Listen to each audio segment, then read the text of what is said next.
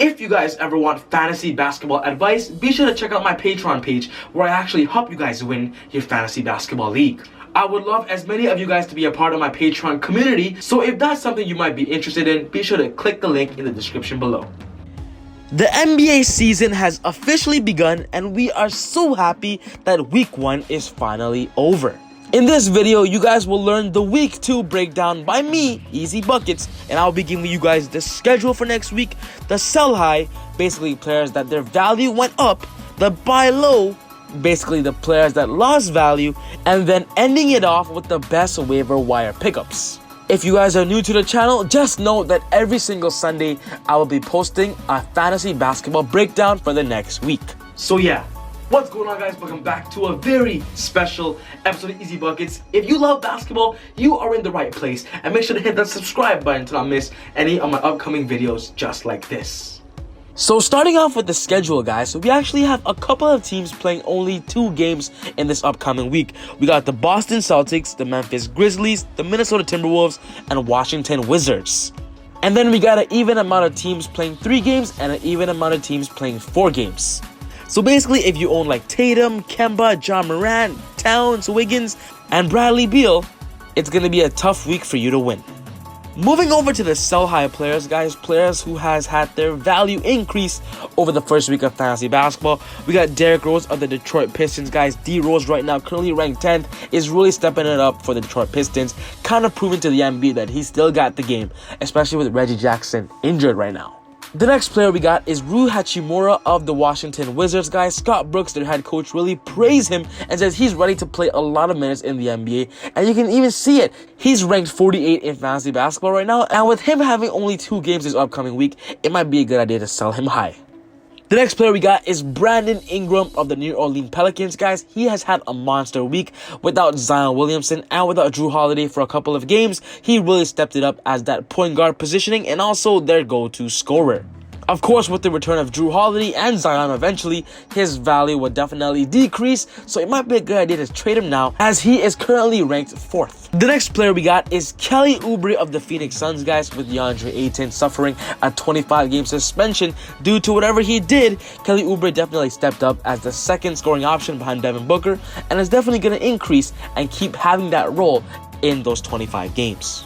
Malcolm Brogdon is the next player. He really stepped up, is currently ranked 14th, and without Victor Oladipo, without Jeremy Lamb due to an injury, Malcolm Brogdon is the go-to player, the go-to ball handler, and the feature as of right now of the Indiana Pacers. Moving over to the buy low players, guys, players who have really decreased their value. But to be honest, I believe that these players will slowly get better while they adjust to their new situations. But if you're a player that wants them in your squad, it is a good time to buy low. The first player we got is Joe Ingles of the Utah Jazz. With him now not being a consistent starter and coming off the bench, it's definitely going to hurt his role. And with the addition of Mike Conley, he's going to lose some touches. Next up, we got Otto Porter Jr. of the Chicago Bulls. Even though he's starting at the small forward position, Thaddeus Young is his backup, and Thaddeus Young gets a ton of minutes as that backup role, which really hurts his fantasy value. Next up we got is Aaron Gordon of the Orlando Magic, guys. Aaron Gordon really is shooting bad right now. He just can't find his stride, but once he gets it going, he'll definitely be that 4th or 5th round player that you drafted on draft day.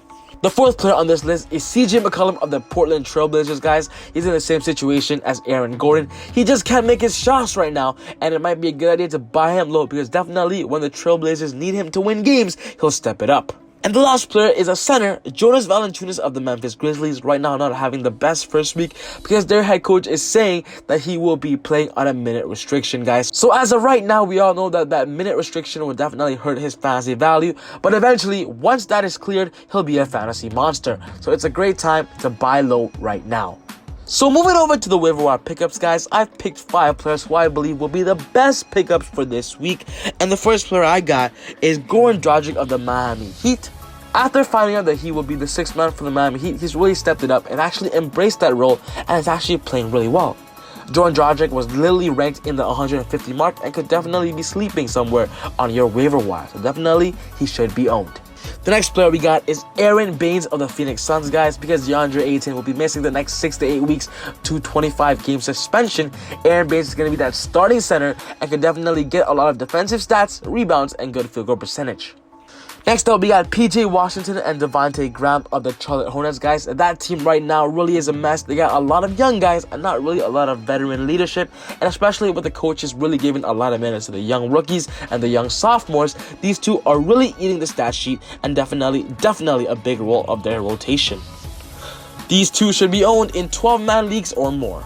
And the last player on this list is Josh Hart of the New Orleans Pelicans. Similar situation as Brandon Ingram, because there's no Zion Williamson, there was no Drew Holiday. He's really stepped it up. But even in the first game against the Toronto Raptors, he got over 25 minutes a game, which proves that they trust his defense, they trust his offense, and he's going to be consistently getting minutes throughout. He'll give you a good amount of threes, scoring, and some decent percentages. So yeah, guys, that wraps up the Week 2 Fantasy Basketball Breakdown. If you enjoyed the video, be sure to smash that thumbs up button, guys. But of course, I don't want you guys to miss any of my upcoming Fantasy Basketball videos, so be sure to hit that subscribe button and turn on that notification bell to stay updated at all times. I also want as many of you guys to be part of my Patreon account as much as possible, so if you guys want a chance to get fantasy basketball advice from me personally, be sure to check that website out. Link will be down in the description. But other than that, take it easy, God bless, and I'll definitely see you guys next time on ezBUCKETz. Woo! Ay, look at that boy, cooking up joints, like, run at the school, like, you already know, never got help, so did it myself, doing so well, I bet you can't tell that I've been running, like, this my dance.